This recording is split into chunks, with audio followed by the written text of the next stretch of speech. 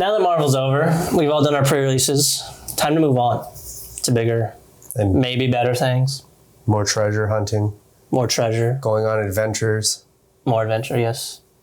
Not in space or on other planets or in the multiverse. We're going to be in one little universe, the Shire, with the Hobbit.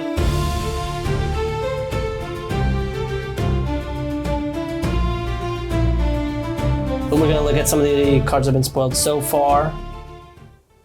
And I guess from here, we'll just kind of talk about one by one. We'll just go through it. There's not that much. So far. But there's enough. There's enough. What stands out? What stands out? I don't want to talk about every single card. Let's start with the big one. Smog the Magnificent. 2 red for a 4/3 that does some stuff, but the important part is it is the headliner card. Oh, yep. Actually, let's see what it does. Because I was pulling up the big one. Sure. There it is. It has flying haste. Whenever he attacks, he deals... Yeah, he deals damage. Yeah, whenever Smog attacks. He has flying haste. Whenever Smog attacks, he deals damage equal to the number of treasures you control to any target. At the beginning of your upkeep, create a treasure token. Cool for all of your treasure synergies, of course. I don't know how many are in red. I think mostly treasures. Well, they're kind of spread across all the colors, but the big win cons are in like black, blue. There are some in red. I think this might add to that. I'm not deep into the treasure win cons. I mean, and for those that, love their dragons and have their dragon decks, Smog is a great... An easy add, I would say. Yeah, very easy to add to it. Oh, and by the way, speaking of Smog, there is a bounty out for Smog. Do you know from who? Cassius Morse, friend of the show, best buddy, buddy old pal. Check out Cash Cards Unlimited. He has a bounty set out for it, so if you guys pull it when it comes out... Not just any Smog, though. You got to get that gold gilded foiling with the headshot peeking through the frame. You'll know if you got it. It's going to be... You'll know. He's got $20,000 on it, I believe. Currently. That's what I last heard. It might go up. Who knows?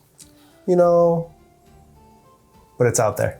Yep, there's plenty of other cool versions for the set. They're releasing a showcase frame, a new one, not a copy of the Lord of the Rings like special edition frame, but something completely unique for this set. It's got the dragon scales of Smog on the left and right sides into like a little flame across the name of the card and the amount of value. And the artistic style is done in the old school Tolkien art style. So very reminiscent of it. Absolutely. So a good example of that would be Bilbo, Thief in the Night, 1 blue for a 2/2 halfling rogue. Spells you cast from anywhere other than your hand cost 1 less to cast. We've seen that on a couple other cards from play from exile type effects.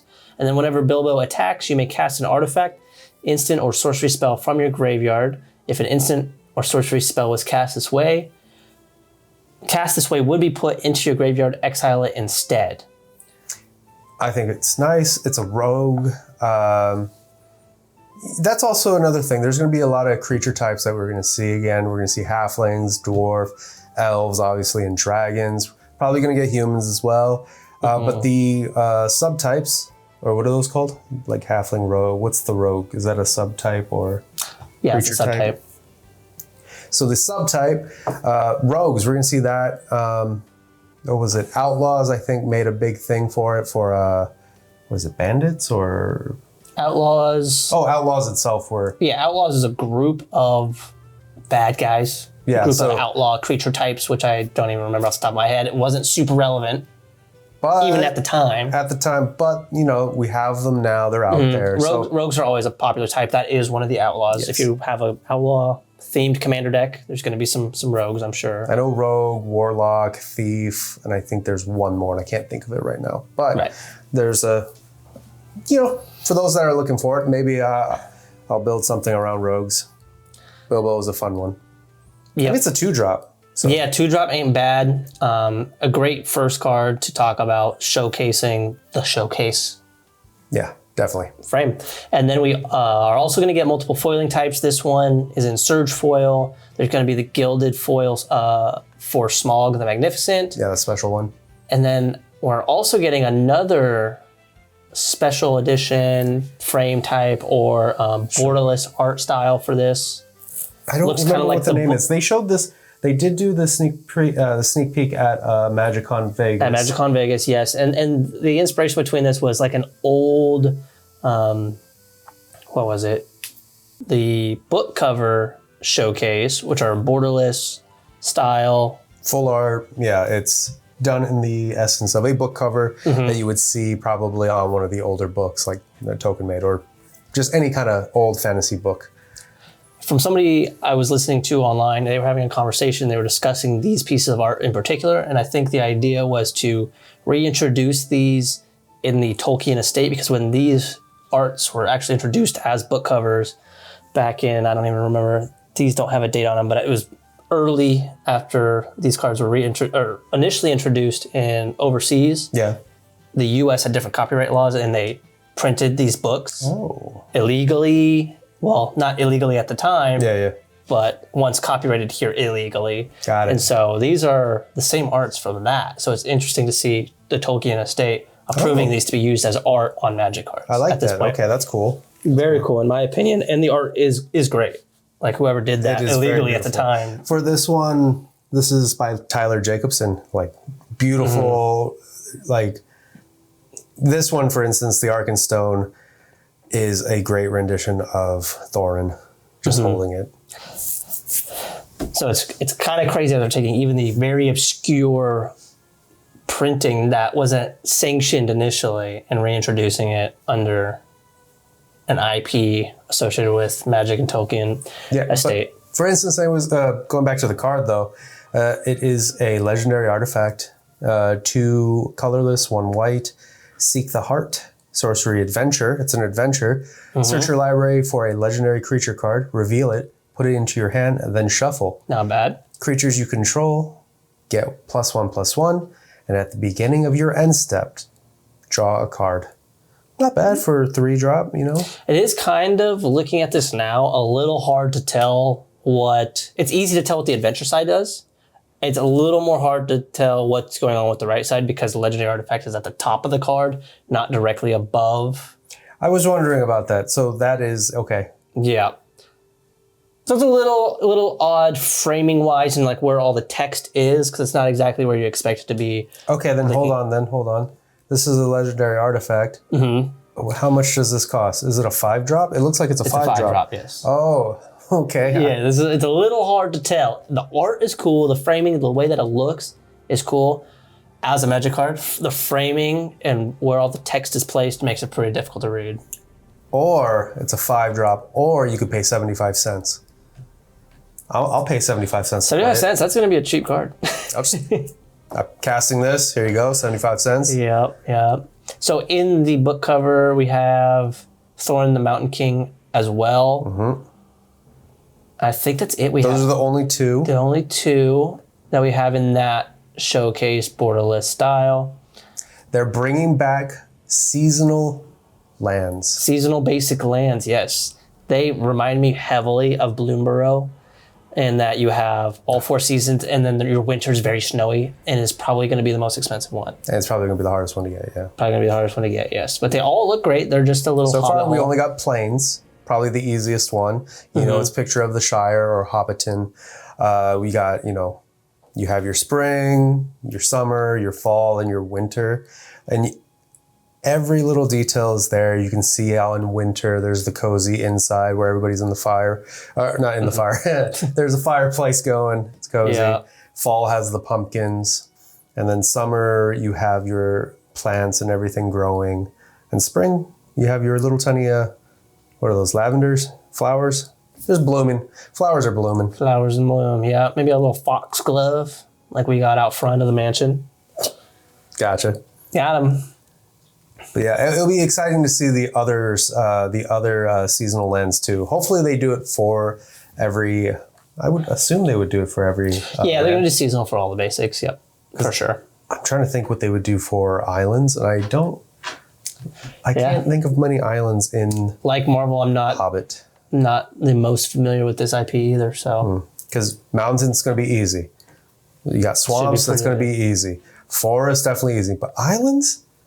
Islands are going to be very obscure to me because I'm like, I can't think of any locations in the books or in the movie where an island plays a crucial is there role. anywhere there's water? Is there like a river or a creek? There's rivers, and yeah, you're probably right. They're probably going to use a river or a pond, probably. Sure. A lake. Some other characters we're going to be reintroduced to through this set: Tom, Bert, and William. The trolls. The trolls. Right now we're looking at an extended art piece, so not the full borderless, just an extended frame break. This is 3 black and a green for a 5/5 legendary creature troll. 1 mana, sacrifice another creature to draw cards equal to the sacrificed creature's power, then discard a card. And when separately, when Tom, Bert, and William die, if they were a creature, return them to the battlefield. They're an artifact. How does this play into the lore? I don't know how this... So, Tom, Bert, and William. So, as Bilbo is taking the dwarves on their adventure, they stop off at night to make a camp. However, trolls catch some of the dwarves. Okay. And they capture them. And then Bilbo talks them out of it and basically tells them a long story on how to cook dwarves. And then Gandalf comes and says, hey, you guys got tricked. And because he talked all through the night, sunlight turned them into stone. So they become Tom, stone. Bert, and William turned to stone? Okay. So they're artifacts. So this legendary creature troll can go from being a creature that gives you the ability to sacrifice other creatures and draw cards into an artifact that allows you to draw cards for sacrificing creatures. Because you can still I didn't read that way. You're right. You can still keep that first part. They just, when they die, they're an artifact. They're no longer a creature. So... Oh, that's cool. So you just gotta... you get a statue, basically. Yeah, you just get a statue that draws you cards equal to for sacrificing other creatures. That's kind of cool. I actually like that. That's pretty... Have they been Have they been doing that? I feel like I've seen this a lot lately where they're just adding more characters onto one card and making it like legendary. We got the Fantastic Four. That's like one card. You have... I think it's easy to do that with these Universe Beyond sets because there's a lot of like teams and pairings of characters that like are often together, where in Magic lore you have the Centriplets. You have Centriplets, sure, but until I think March of the Machine, they didn't really put multiple characters on a single card. That's what I'm saying. Like, is that before more that, frequently? I think it's just a thing they're doing more often now, for sure. I think Centriplets might be the only like old example I can... Yeah. But even then, it's like, they are literally like a trio. They're the triplets.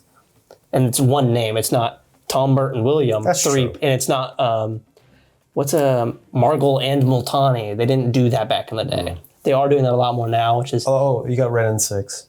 Ren and Six, but they're literally like symbiotic.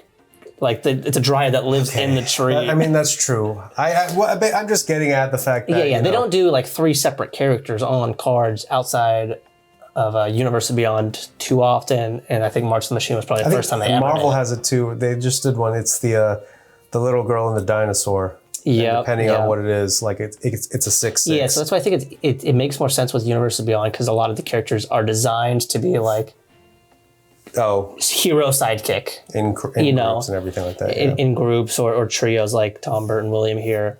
But in the Magic lore, it's like you have Jace. He's on his own story and path. He does come along and hang out with Chandra and the other guild pack characters, but they're also on their own journey doing their own thing. There's not many. Interesting. Ren and Six is a good example of one, but they're literally fused. So I get it.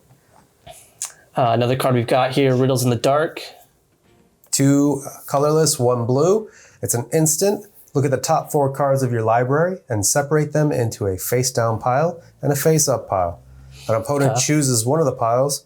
put that pile into your hand and the other into your graveyard. This reminds me of the other card. There's another card that does this. There are several cards that do variations of this. It's like they're both face down. Your opponent picks one. One's face up. They pick the face. They pick one that goes to the graveyard. Yes. This one's they pick one, puts it into your hand, and the other into the graveyard. and the other into the graveyard. So, and most of them I think are about 3 or 4 mana. Yeah. So this is on par. This is instant speed. I don't know if instant speed is new and will be enough to make this one better than the rest. I don't see why it would be, you know? Yeah. 3 mana, look at the top 4, separate them into a face down, face up. But I think maybe best case scenario, this is 3 mana, draw 3. Yeah. Because you put 3 face down, you put like a bomb face up. 4. Look at the top 4. I know. What are you saying, 3? I said best case scenario, you put 3 face down and you put 1 face up. That's 4 cards. 3 plus 1 is 4. Oh, I read this wrong. I'm sorry, everybody. So you think you just put 4 face down? Wait, what did you think it did? I thought I was drawing 8 cards. I thought I was drawing 4 face down, 4 face up. And then I was like, you choose. That would be crazy busted. That's why I was like, this is amazing. I was like, okay, this is great. That could be fun. I misread that. That could be a good. I misread that. That could be pretty good though. At maybe 4 mana, draw 4. Yeah. But That's why I was like, what are you talking about? I was like, what are you talking about? 3 mana, draw 4 regardless Yeah. is really good. This is 3 mana, best case scenario, draw 3. Yeah. You put 3 face down, you put 1 face up, but you reveal like the bomb that nobody wants to see. Yep. And you pick the player that doesn't want to see it if you're playing Commander, and then they let you draw the other 3. They're like, there's 0 chance I'm going to let you have the thing I can see, so take the things I can't see. Okay. Yeah, Yes. this is best case. Draw yeah. 8. I was This like, is yeah, it's easily 8. Never mind. No, even then, they have to pick a pile to put in the graveyard, so it'd be draw 4. Yeah. We've got more adventures as well. For example, This is an enchantment.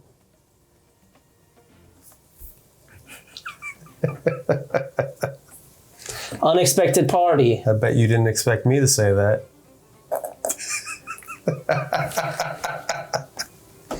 I'll let you finish.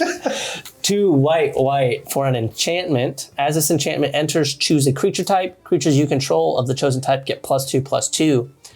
On the adventure side of the card, at the door, this is white 2X. For a sorcery adventure, create X 2/2 red dwarf creature tokens. Ooh. So we have a lot of 2X and 3X sorceries that make X creatures. A lot of times if it's 2 mana X, it makes 1/1s from what I've noticed. At 3 mana, you're starting to get into the make 2/2s. Yeah. So this might be fairly good considering that you can cast that first and then next turn for 4 mana, cast the enchantment side. And choose dwarf, and creatures you control that are dwarf get +2/+2. This is actually fairly good. Yeah. I would say. Creatures you control get... Okay. Yeah, this is kind of an army in a can, plus an anthem to pump them up, and maybe a win con if you make enough with X. I like that. Yes, very cool card in my opinion. I like that.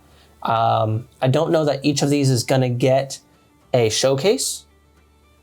It looks like they're picking and choosing. They're picking and choosing, which of ones course. are gonna And if we get another special edition, because the last special edition, those boxes are like, what, 4, 5, 6 grand or something crazy for a single collector box. I would not be surprised if they tried to do something similar for this one. True. Also, don't pay scalper prices. Yeah, don't pay scalper prices. The prices you're seeing now are 3 years out, so they're not quite scalper prices anymore. But still. But early on, don't pay scalper prices. Try and get them for MSRP, of course. What else did you see from the few spoilers we have so far? My precious. The ring. Who's this precious? was mine. Your precious? Mine. Okay. Legendary artifact, equipment. It's a 3-drop. It is equipped creature, has hexproof, and can't be blocked. Equip 2, pay 2 life. Okay. And it also has an adventure? Wait. You equip 2 and you have to pay 2 life? Yeah. I guess you got to go a little. Hexproof and can't be blocked, and you got to pay 5 mana and 2 life to get there. But it's. I guess I'm losing my mind. As I mentioned last week, or maybe the week prior, in our Marvel video about equipment getting that when it enters, equip this to a target creature. This is one that I wish had that text. I would be okay with pay 2, pay 1 life. Because it is making you go insane. I get it. They're trying to be thematic. But I feel like pay 2 and then pay 2 life. This could be crazy. Pay X, where X is the number of times that it's been equipped. Oh. That could be cool. You're onto something. Actually, that's actually way more thematic. Because it gets harder and harder to re-equip it, take it off. Yeah, I like that actually. Or is the ring easy to take, but over time harder to give up? Is it kind of like the opposite of that though? Okay, so maybe. But at the same time, no, I like your X idea. The X is going to be good. Also has Allure of Power, an instant adventure. 1 black, 1 colorless. As an additional cost to cast this spell, sacrifice a creature, draw 2 cards. Again, this is another ability we've seen on many cards, many that are even popular in Pauper. 2 mana, sack a thing, draw 2. Those are very popular. They're very good in like Affinity, where you can pay 2 mana, sack an artifact or a creature, draw 2 cards, make a treasure token or something. I like it. In addition to it. This isn't the most powerful version we've seen of that, but being attached to an equipment that you can play after the fact, not bad. I don't think this needed to be a rare, but there'll be plenty more. Right. You want to talk about the other book cover? The other book cover we got here? We got Thorin, Mountain King. All right, now Thorin, Mountain King. How much does he cost to cast? 4. Okay, you found it. Yeah. This one I cast. Now that we've looked at it the first time? Or 75 What's his creature type? He is a dwarf noble. Okay, you picked it up fairly quick, but it's not that hard. It's not that hard, but it's all at the top now instead of at the bottom. Which I don't mind that. I actually don't mind. To be able to fit the art in here, how they've done it, it's not a big deal. And it's focusing on the Now, what do you think about the pre-distressed look of this, like as if it was an old book? Like an old book cover, like worn out. It's an old paperback. Yeah. You like that? It's seen some days. I like it. You like it? Okay. I like it. However, one drawback is for those that are collectors and want like the most pristine thing, you're like, it can get very messy and is this a 10? Yeah, you're gonna have to look at it under a microscope probably to tell. It has a nice wear on it. I do like it artistically. In foil, if like that distressing part pops a little bit. I like that. That could be cool. If they don't put a foil on that, that'd be great. Yep. And if not, just put your own little distress on it. Little sandpaper. Okay, so Thorin the Mountain King, he's a creature for 4, as we've discussed. 1 red, 3 colorless. Yep. He's got trample, and when he enters, attach any number of equipment you control to a target creature you control. When 1 or more equipment become attached to that creature this way, that creature deals damage equal to its power to up to 1 target creature. Okay, so in a game, he's going to come in, you're going to toss all your equipment at one of your creatures, and then it's going to deal... If you toss them all at him, it's 3 plus whatever the equipment is pumping him. And then he's dealing maybe 3 to... Let's say 3 to... If you attach one of the swords, like Sword of War and Peace, those are +2/+2. Maybe he's dealing 5 damage or something. He's worthy. He is worthy. Oh wait, is he worthy? We're past Marvel. He's a red. It's a red legendary that's not a villain. Yep. But we're past Marvel. We don't even care. But no, I'm just saying thematically, dwarf, hammer. Oh, that's all I'm saying. Okay, that makes sense actually. Some reprints actually that we've got. Wood Elves. It's a good card. It is what it is. It's the first common we've talked about. 3 mana, 1/1. When this creature enters, search your library for a forest card, put it onto the battlefield, shuffle. This is used and abused for decades at this point. I wish they did something else. Recast it, blink it. Because there's a couple different kinds of elves in the lore. In the lore, Gotcha. And so which they showed in the Lord of the Rings set. And so it would be cool to see them do some more with elves. Yeah, wood elves, but you also have the high elves and stuff like that. So hopefully we get to see some more elf types, I should say. Sure. They're all going to be elf, though. I know. If they're elf types, sure, they are. So through the art, you're expecting to see unique elves in the arts throughout. Okay. Yeah. I was not up on that game. And that's fine. You got to read more books. I don't read books. That's a take. Life advice. Don't read books. So we talked about Bilbo earlier because he has a showcase. Which one?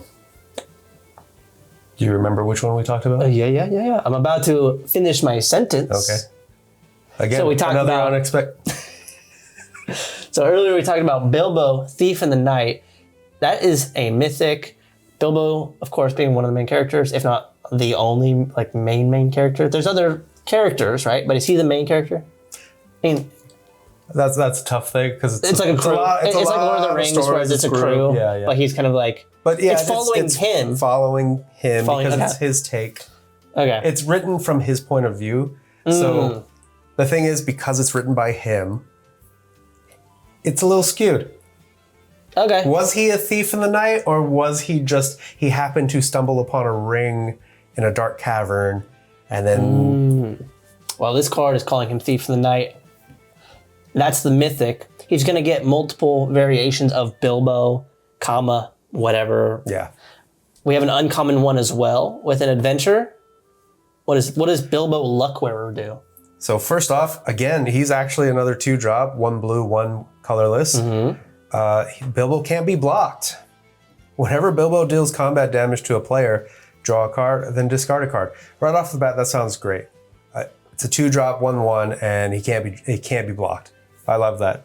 Simple, quick, makes sense. Can't play him in Pauper though, unfortunately. That's fine. He's uncommon. I like thinking about Pauper. I like looking at commons. I like looking out for powerful commons. Yeah. He's not. And whenever he deals combat damage to a player, draw a card. More draw power, and it's blue, so that makes sense. It's on par. Again, he is a legendary creature, so you could build this as maybe like a pop or EDH, a PEDH deck, or just like a budget commander deck. Could just be cool. Have fun with it, yeah.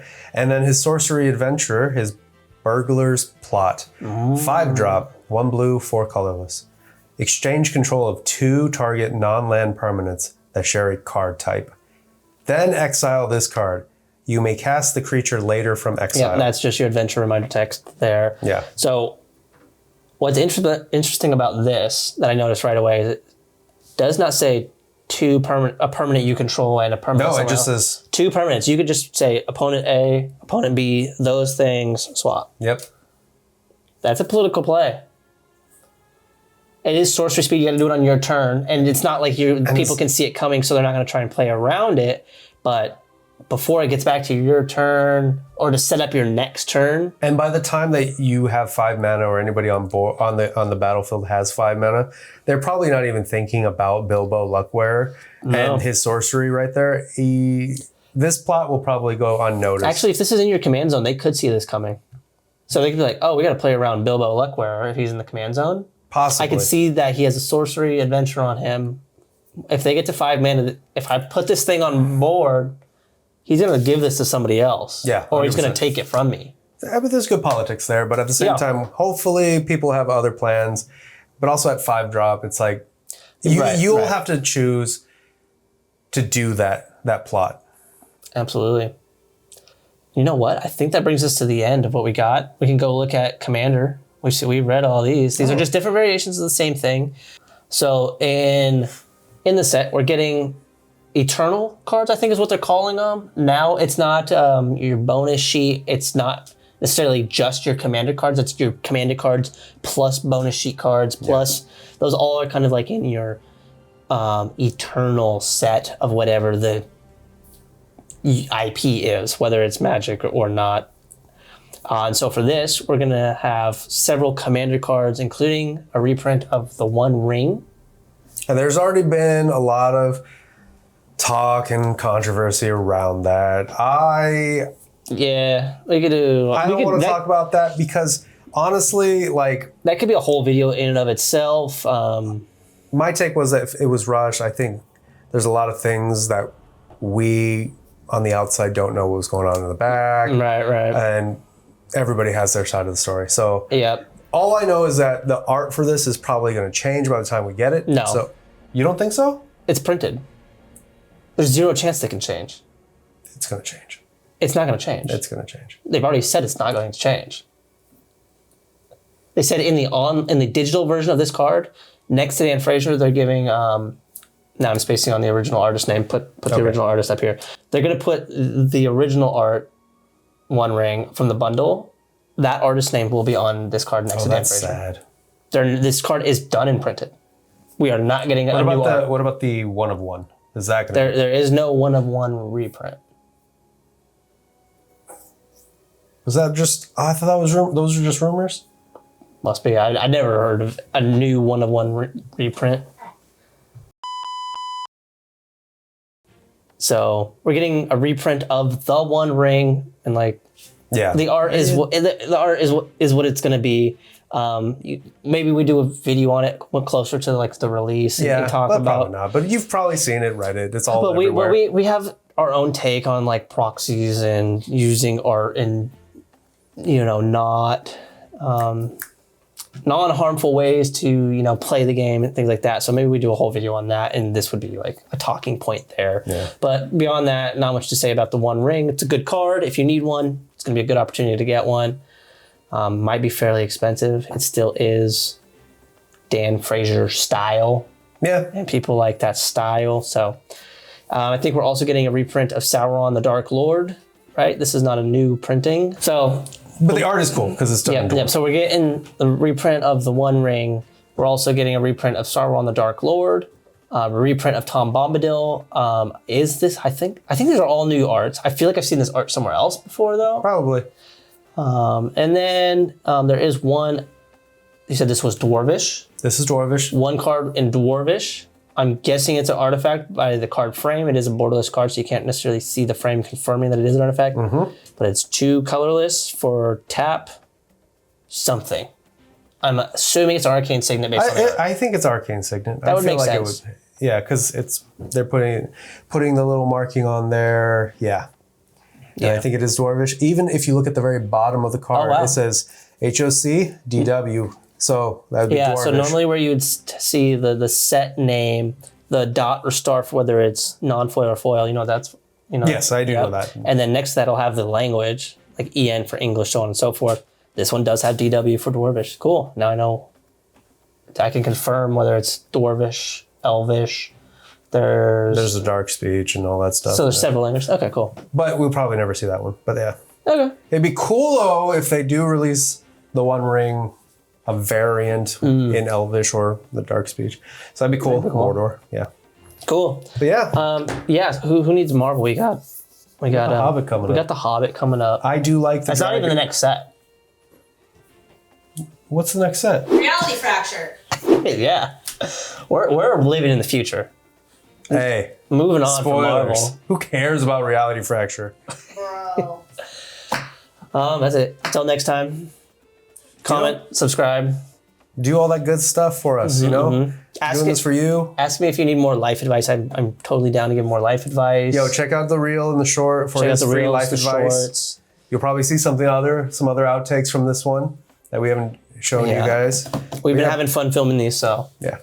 Anyways, probably see you guys at a local game store or Laughing Dragon is having a convention coming up. Yep, if you're in the Tacoma area, Laughing Dragon, I think that's 4th of July weekend. It is. We'll be up there at least one of those days. Maybe we post something on our socials day of. Yeah. Or maybe the Friday before, prior. Yeah. If you see us, come check us out. We'll say hi. We'll probably just be getting our card signed. Maybe we'll have some stickers with some QR codes or something. Yeah, pass them out, give them to you for free. Yeah. Maybe some tokens, Yep. free tokens. Yep. But yeah, until next time.